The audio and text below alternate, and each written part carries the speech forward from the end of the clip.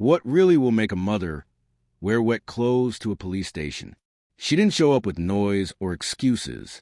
She walked in, looked at the clerk, and said the words that bend reality. She killed her children. A routine morning at a police station in Festus, Missouri, shifted into something investigators still talk about in a lower voice. Within hours, 2 scenes would draw a map no one wanted to see, and a year later the legal ending would surprise almost everyone. And the way this started, it mattered. Welcome back to the Criminal Minds. May 28th, 2024. A Mazda was parked in the lot. A woman at the counter. Calm, direct, no spin. Detectives moved. Deputies rolled, and the sheriff would later call the details chilling. The reason it rattled even veteran officers wasn't only the crime. It was the way the story arrived, like a stone dropped in a quiet room. Not that it's uncommon for someone to walk in and confess their crimes, but the way she said it reluctantly, like it was nothing to be worried about. When detectives asked her questions, they had to find out that one of her child was in the trunk. Then came the first scene. In the trunk of the Mazda, they found 9-year-old Scarlett, gone from a gunshot wound. Following information the mother provided, deputies reached Timberlake Creek Resort. A deputy dove into a decorative fountain and pulled out 2-year-old Isaac, but it was too late. 2 siblings, 2 locations. The kind of detail that tells you this wasn't a sudden flash. It was a path. Well, when she arrived Tuesday morning, she parked in the parking lot in her vehicle, casually walked in and approached the clerk.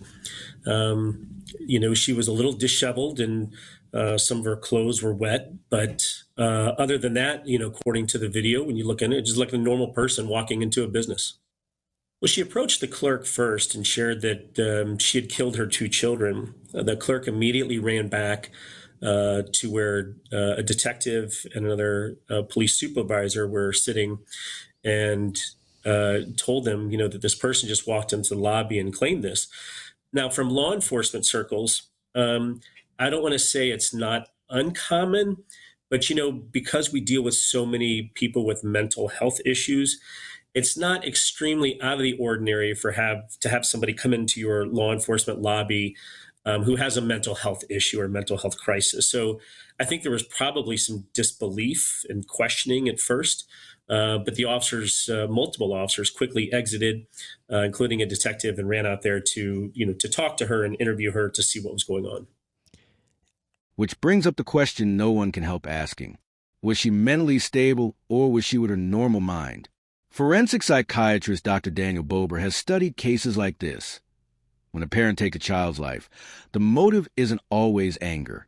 Sometimes it's a warped kind of rescue, an altruistic filicide tied to severe depression or psychosis.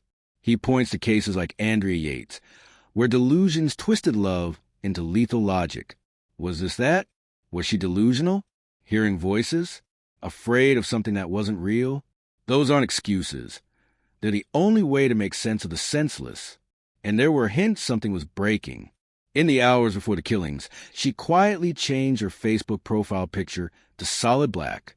Years earlier, she wrote about isolating, feeling unfit, and wondering if her kids would be better off without her. Most people scroll past posts like that. Friends mean to reach out later. Later rarely comes. When despair turns inward long enough, it stops looking like panic. It looks calm. It looks like a woman walking into a station and telling a clerk what she did. Prosecutors file murder counts, later upgraded, plus armed criminal action. The stakes were as high as it gets. Life without parole, even the ultimate penalty on the table. The filing pattern told you how the state saw it. Not an accident, not a single snap, but decisive acts divided by time and place. No, and it's too early to talk about some of those things. Everybody always wants to know the motive. How could this be? Why would this person do these things? And we're careful not to speculate on that. And of course, we don't want to disrupt anything that the prosecutor may want to use later. And so we're cautious about that. I will share with you that during the course of that interview, and with multiple officers, she did share that the daughter that she had shot was in the vehicle.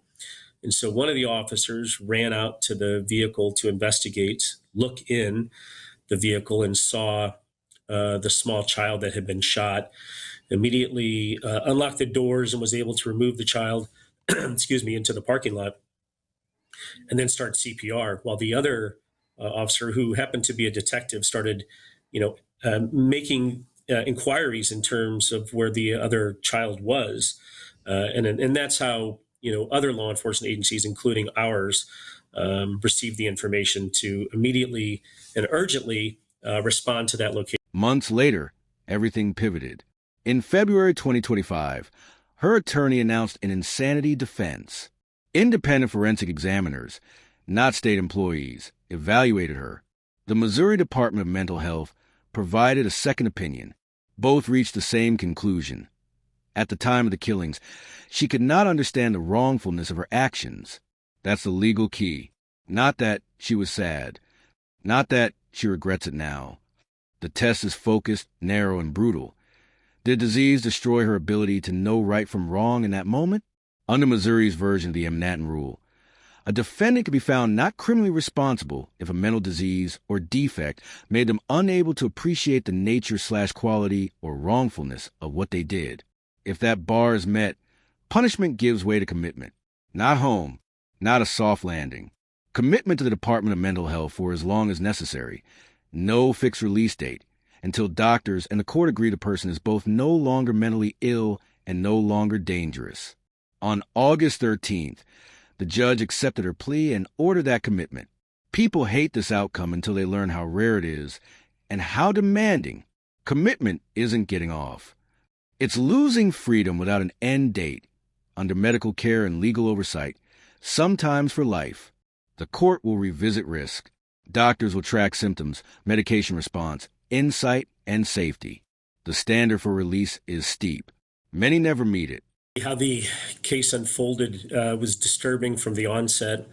I think for the officers who continued to investigate, they continue to be surprised at some of the evil that they're witnessing. And of course, our seasoned investigators, they deal with a lot of violence, but at the same time, this was particularly disturbing for our people and continues. They're very passionate about this investigation and getting to the bottom of it. Meanwhile, another courtroom moved faster. Scarlett's father, Jason Doherty, filed a wrongful death suit in November 2024. The defendant didn't respond. He secured a default judgment by December 30th, $3 million. In civil court, silence means surrender. Will he collect? That's another story. With the defendant committed and no clear assets, a judgment is often a marker of accountability more than a path to money. And then there's the part no ruling can fix. Ask any clinician. Surviving a loss like this isn't a year of grief. It's a life of anniversaries. Birthdays feel different. Quiet mornings feel different. Even happy days have an edge. Loved ones learn a new normal that doesn't always look like healing. It looks like carrying. Obituaries and posts about Isaac loving water and Scarlett gathering lonely classmates make the loss feel close enough to touch. That's the point. It should, which leads to the question viewers always ask. Could anyone have stopped this? Maybe, but prevention is messy. It lives in early intervention, honest talk about severe depression and psychosis, and the courage to act when a timeline looks dangerous. Sometimes the only visible sign is a black square on a profile, and a friend who decides to call anyway. Sometimes a warning is a sentence that sounds like surrender. They'd be better off without me. That's the sentence you never let slide. The legal ending here isn't simple. It isn't satisfying. It wasn't meant to be. A judge decided that punishment couldn't answer what illness did that day. So treatment will. That won't bring 2 children back. It won't make the headline sweeter. But if one person watching this reaches out to someone who's drifting into the dark, that might be the only justice left on the table. What's your take on this outcome? Did the court land in the right place with the NGRI commitment, or should punishment have been the point? Drop your thoughts below. I'll be in the comments reading. And don't forget to subscribe.